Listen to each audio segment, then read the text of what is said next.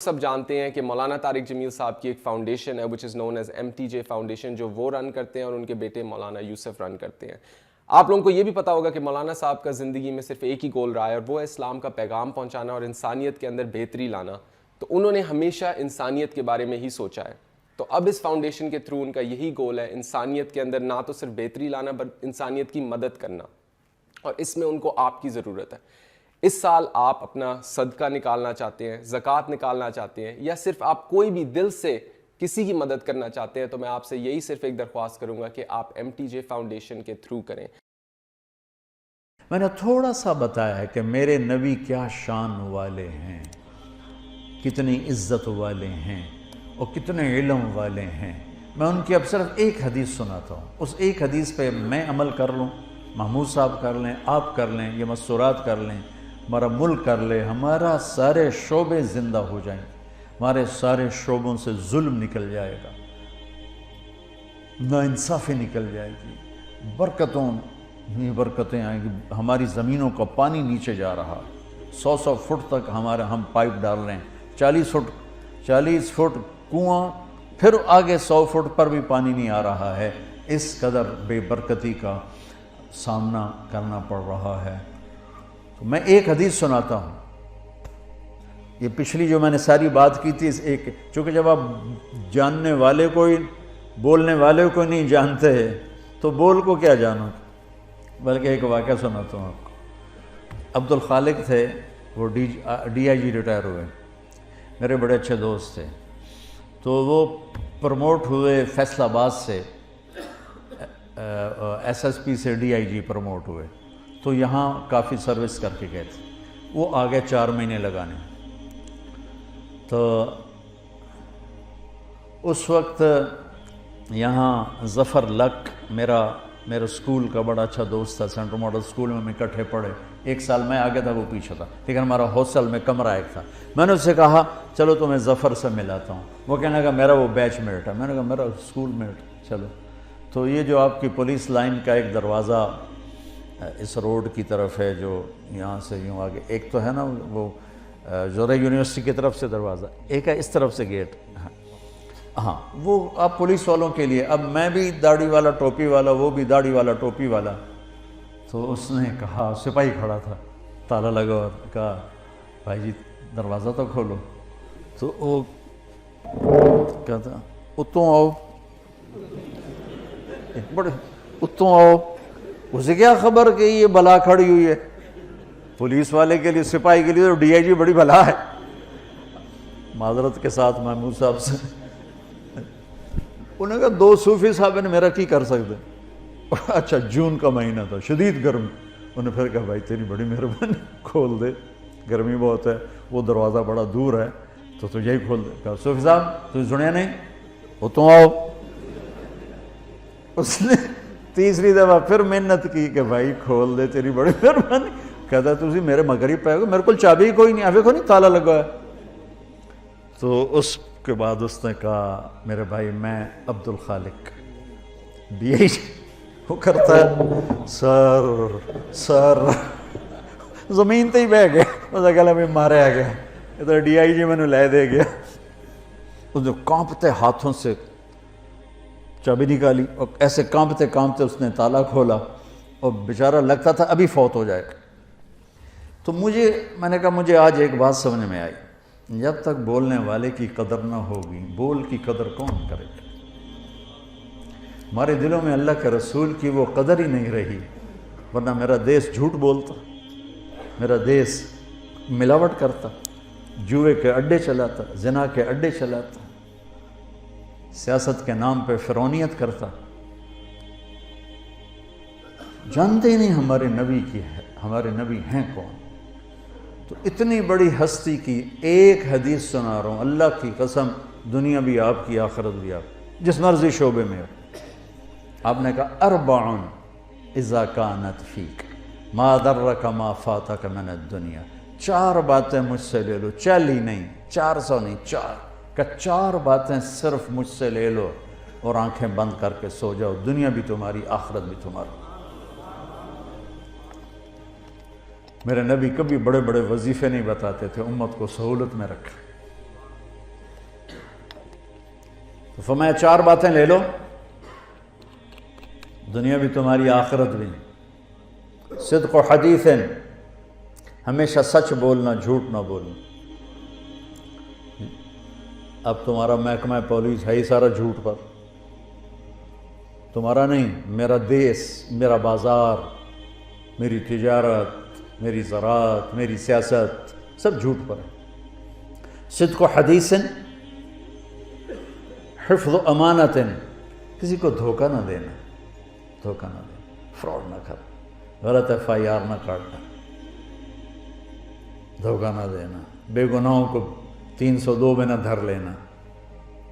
کتنے بے گناہ پھانسی چڑھ گئے۔ حسن و خلیقت، اخلاق اچھے رکھنا، گالیاں نہ دینا، بدتمیزی نہ کرنا، میٹھے بول سے لوگوں کے دل خریدنا، بشاشت سے، مسکرانے سے لوگوں کے دلوں پہ راج کرنا۔ عفت فی طعمت، رزق حلال کمانا۔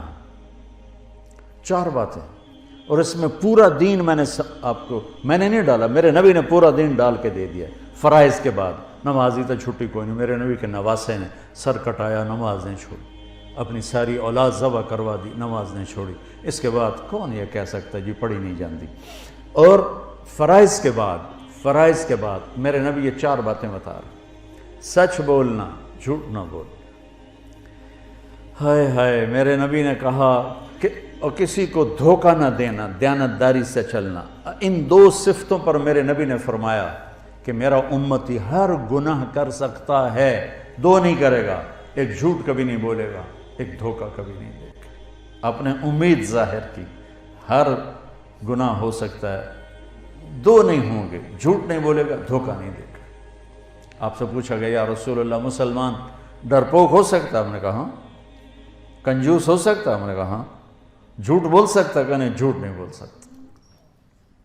دھوکہ نہیں دے سکتا ہے، جھوٹ نہیں بول سکتا۔ میرا امتی انسان ہے، بشر ہے، مرد ہو یا عورت، کوئی بھی گناہ ہو سکتا ہے، 2 نہیں کرے گا، جھوٹ کبھی نہیں بولے گا، دھوکہ کبھی نہیں دے گا۔ تو جھوٹوں کے ماحول میں سچ بولنا جہاد ہے۔ آپ تو ایسی جہاد میں ہو، اور ایک لحاظ سے آپ کا جہاد فوج کے جہاد سے بھی زیادہ ہے۔ فوج کا جہاد تو ہے جب ضرورت پڑے، اور آپ کو روزانہ جہاد کرنا پڑتا ہے، اور آپ کی 24 گھنٹے کی جاب ہے، آپ فون بند نہیں کر سکتے، آپ کی وردی اتری ہو تو بھی آپ وردی میں ہوتے ہیں، اور تنخواہیں آپ کی تھوڑی تھوڑی ہیں، اور مشقت آپ کی اتنی ہے، اور اوپر سے کوئی آپ کی تعریف کرنے والا نہیں، سب آپ کو گالیاں دینے والے ہیں، برا بھلا کہنے والے ہیں۔ حالانکہ آپ کا شعبہ ہی بندگی اور عبادت ہے، اور آپ کے اندر بڑے بڑے اولیاء ہیں جو گھٹ گھٹ کے پس پس کے چٹنی روٹی کھا کے موت کا گلے لگاتے ہیں اور حرام نہیں کرتے۔ یہ جنید بغدادی کے جیسے لوگوں کے ساتھ اٹھائے جائیں، یہ شیخ عبدالقادر جیلانی جیسے لوگوں کے ساتھ اٹھائے جائیں گے جو اس محکمے میں، ایک تو ساری زندگی آپ کی جہاد ہے، ایک جہاد سرحدوں کا ہے، ایک جہاد اندر کا ہے۔ پھر انتہائی مقدس ہستی حضرت عمر فاروق نے پولیس کے محکمے کی بنیاد رکھی تھی۔ نبوی دور میں، صدیقی دور میں پولیس نہیں تھی۔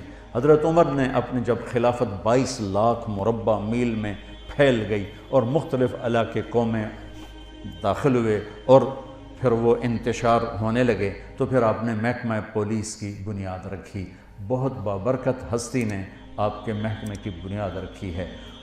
میں آپ کو تمام محکموں میں سب سے زیادہ ستایا ہوا سمجھتا ہوں، جو آپ پر اتنے پریشر ہوتے ہیں، کبھی سیاستدانوں کا، کبھی افسروں کا، کبھی مقامی لوگوں کا، اور اس میں پھر آپ کو ذلیل کرنا الگ اور ٹرانسفر کروا دینا الگ، اور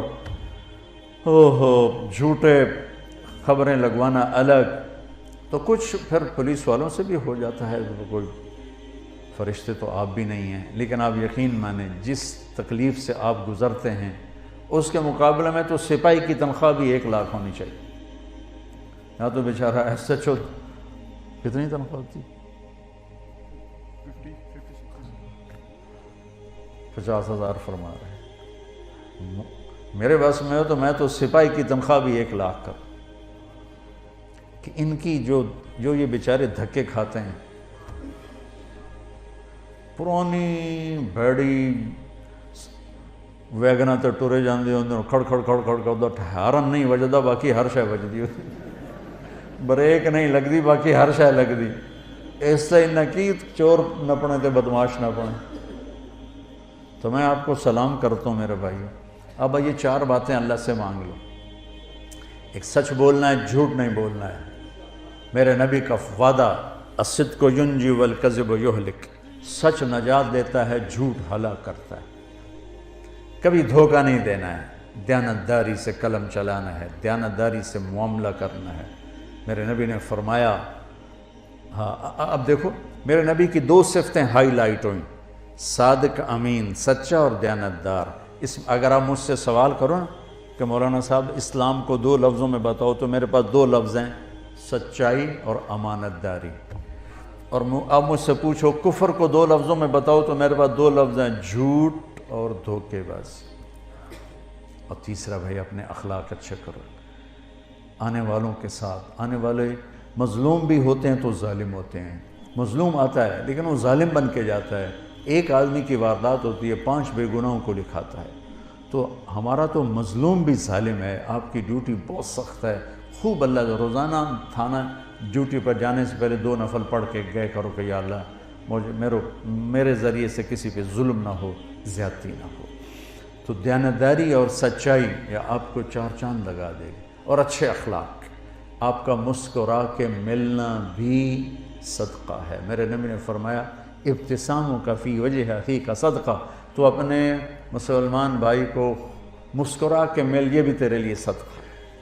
ماں باپ زندہ ہیں تو ان کی خدمت کرنا, ان کی دعا لینا, یہ آپ کے لیے سینکڑوں حجوں سے بہتر ہے. خواجہ حسن بصری نے فرمایا, ایک نوجوان کہنے لگا حج پہ جانا چاہتا ہوں. فرض حج کر لیا تھا اس نے. تو کہا تیری ماں زندہ ہے؟ کہا جی. اس وقت تو حج پہ جانا ایسا نا کہ 5 دن ہو کے آ گئے, بڑا عرصہ لگتا تھا. فرمایا تو اپنی ماں کے سامنے بیٹھ کے ایک ہی دسترخوان پہ کھانا کھائے اور وہ تجھے دیکھ کے خوش ہو رہی ہو, یہ میرے نزدیک تیرے نفلی حج سے زیادہ بہتر ہے. تو اگر آپ کے والدین زندہ ہیں, ان کی خدمت کریں, ان کی دعا لیں. ان کی دعائیں اللہ کے عرش کو ہلا دیتی. کہ اللہ تعالیٰ کی بارگاہ میں کسی نے بڑی جنت بنانی ہو تو اپنے ماں باپ کی دعا لے لیں. میرے نبی نے فرمایا جب لوگ جنت میں جا رہے ہوں گے تو اویس کرنی بھی جا رہا ہوگا. اویس کرنی نام سنو ہے, ماں کی خدمت سے بڑے مشہور ہیں. میں ان کے گاؤں بھی گیا, ان کی قوم سے بھی ملا, یمن میں جب جنگ نہیں تھی. ابھی چھوٹا سا گاؤں ہے ان کا, کالے پہاڑوں میں ہے. فرمایا کہ جب لوگ جنت میں جائیں گے تو اویس بھی جائے گا. جب جنت کے قریب جائیں گے تو اللہ تعالیٰ کہے گا باقی چلے جاؤ, اویس کو روک لو. تو وہ گھبرا جائیں گے کہ بوئے تھے آ کے روک لیا, نمی FIR تو نہیں کٹی گئی. کہیں گے یا اللہ مجھے کیوں روک لیا. سبحان اللہ تعالیٰ فرمائیں گے ذرا پیچھے دیکھو. وہ پیچھے دیکھیں گے تو کھڑے ہوں گے جہنمی, ان میں ان کی قوم بھی کھڑی ہوگی, رشتہ دار بھی کھڑے ہوں گے. اللہ فرمائیں گے تو نے جو ماں کی خدمت کر کے میرا دل خوش کیا ہے, یہ سب جہنمی کھڑے ہیں, جس کے اوپر تو انگلی رکھے گا تیری طفیل جنت میں ڈال دو, تیری طفیل جنت میں ڈال دو. تو یہ اتنی بڑی بندگی ہے, اتنی بڑی رحمت ہے. تو اپنے ماں باپ کے لیے وقت نکالو. آپ گھروں والے ہو تو اپنے بچوں کے لیے گھر میں تھانے دار بن کے نہ جاؤ, خامد بن کے جاؤ, باپ بن کے جاؤ, بھائی بن کے جاؤ. ساری تھانے داری باہر رکھ کے آؤ اور اپنے بچوں کو ٹائم دو, پیار دو, محبت دو. بیوی کو تنخواہیں تھوڑی ہیں, مشکلات زیادہ ہیں, تو میں ایک آپ کو وظیفہ بتاتا ہوں اللہ کی بارگاہ سے رزق کے حلال دروازے کھلوانے کا. چونکہ رزق حلال, چوتھی چیز کیا ہے؟ رزق حلال. ایک صحابی تھے سعد بن معاذ, وہ بیٹھے تھے آپ کی محفل میں, تو میرے نبی کی نظر ان کے ہاتھوں پہ پڑی, تو وہ بڑے سخت ہارڈ قسم کی. تو آپ نے کہا سعد اے کی, کہ یا رسول اللہ اپنے بچوں کے لیے روٹی کماتا ہوں اور خود اپنے ہاتھ سے کام کرتا ہوں, تو میرے ہاتھ یہ ہیوی ہارڈ ہو گئے, تو مجھے دیکھو. آپ نے ان کا ہاتھ پکڑا اور سب کو دکھا کے ایسے بوسہ لیا یوں, اور پھر فرمایا اگلی سنو خوشخبری, کہ بچوں کو حلال کھلاتے ہوئے جو ہاتھ ایسا ہو جائے گا اس پہ دوزخ کی آگ حرام ہو جائے گی. تو رزق حلال بہت بڑی دولت ہے، لیکن حلال ہمیشہ تھوڑا ہوگا، حرام ہمیشہ زیادہ ہوگا۔ اس صبر پہ بڑے عالی شان درجات ملیں گے اور جنت ملے گی اور اللہ راضی ہوگا۔ بہت پرانی بات ہے، ایک بہت بڑے اللہ کے نیک ولی تھے، میں ان کے پاس بیٹھا تھا، دو بندے آ گئے، تو یہ بات ہے کوئی 40 سال پرانی۔ تو ان میں سے ایک کہنے لگا حضرت جی دعا کرو اللہ رزق حلال دے، تو بہت سارا دے گا، یوں اس نے ہاتھ پھیلائے۔ اس ایکشن کی وجہ سے یہ قصہ میں آج تک نہیں بھولا ہوں، اللہ رزق حلال دے تو بہت سارا دے۔ انہوں نے بڑے پھولے منہ سے کہا حلال تھا تھوڑا ہی لبو، حلال تھا تھوڑا ہی لبو۔ پیپر ہو رہا ہے، ٹیسٹ دے رہے ہیں، ایک آدمی حرام پہ بک جاتا ہے، ایک حلال پہ قربان ہو جاتا ہے، اللہ دونوں کو برابر کر دے۔ ایک کے دامن پہ کسی بدکاری کا داغ نہیں، ایک کا دامن داغدار ہے، کیا خیال ہے شمر اور حسین کو اللہ برابر کر دے؟ ورنہ تو کربلاؤں کا فلسفہ ہی ختم ہو کے رہ جائے۔ تو رزق حلال کا ایک وظیفہ بتاتا ہوں، بڑا سوکھا۔ ایک صحابی آئے، یا رسول اللہ رزق کی تنگی ہے، کوئی عمل بتا دیں۔ آپ نے فرمایا باوضو رہا کر تیرا رزق بڑھ جائے گا۔ آپ یہ کر لیں، جو کچا نمازی ہے نا وہ بھی پکا ہو جائے گا، جو کہ بہت سارے کہتے ہیں یار وضو کرنا پڑے گا، جب وہ باوضو ہوگا نا تو نماز پڑھنے میں کوئی دیر نہیں لگی۔ آپ اپنے ڈیوٹی میں خالی فرض پڑھ لیں وہی کافی۔ ہاں ڈیوٹی سے آف ہیں پھر پوری پڑھ، ڈیوٹی میں آپ دیکھتے ہیں کہ سہولت ہے پوری پڑھ، مشکل نظر آ رہی ہے خالی فرض پڑھ لیں۔ تو آپ نے کہا باوضو رہ تیرا رزق بڑھ جائے گا۔ تو آپ باوضو رہو، اللہ آپ سے پیار کرے گا۔ باوضو موت آ گئی شہادت کا درجہ ملے گا، اور باوضو رہنے لگے تو اللہ دروازے وہاں سے کھولے گا جہاں سے خواب و خیال نہیں، اور حلال کے کھولے گا۔